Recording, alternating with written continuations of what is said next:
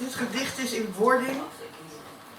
Het is helaas nog niet af, ik ben er niet tevreden over. Ik hoop dat ik het binnen een half jaar af heb.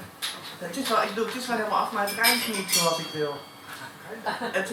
Maar het is wel bijzonder, want ik heb een Shakespeareaans spiegelsonnet geschreven. En dat vond ik er leuk aan. Luister en huiver. Ik voel me vertrouwd met je beperkingen, je scepticisme, twijfels en angst. Waar kom je vandaan? Is er nog iets meer, iets diepers dat ons samenbindt? Wie niet waagt, die niet wint, maar ironisch genoeg leeft diegene wel het langst. Waar ga je naartoe? Wat is je doel? Volg je het pad dat jou eerst vindt? Hoe sta je in het leven? Is je glas half leeg of beschouw je het jubelend half vol? Staat het water je thans aan de lippen of geniet je juist met volle teugen? Voel je je beperkt in enig opzicht of is werkelijk niets je te dol? Weet je nog wel wie je gisteren was? Of kan je je dat niet meer heugen? Als ik eigenlijk niet mijn lichaam ben, zeg me alsjeblieft, wie ben ik dan?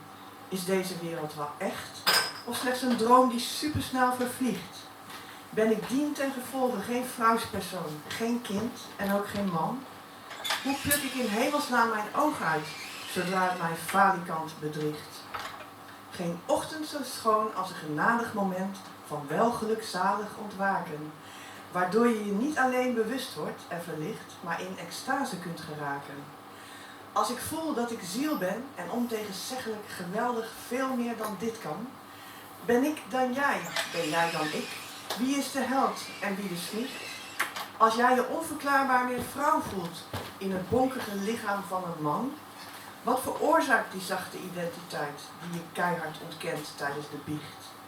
Ben ik niet meer dan een gedachte? Denkt een God mij voor zijn lol? Kan ik iets anders willen dan hij? Of is dat een regelrechte leugen? Ben ik geest, net als onze vader? Machtige woorden klinken nu hol, omdat de Bijbel mij genadeloos ziet als iemand die maar niet wil deugen. Ik voel me vertrouwd met je eeuwigheid, al klinkt dat wel het wrangst, gevangen in onze lichamen. Stoer hou ik je vast, omdat ik je lief heb en jij mij ook bemint. Je staat er niet helemaal alleen voor. In waarheid ben jij de grootste vangst. Al zo lief had God elk deel van zijn zoon. Jij prachtig stralend godenkind. Het heette ook godenkind. Dank jullie wel.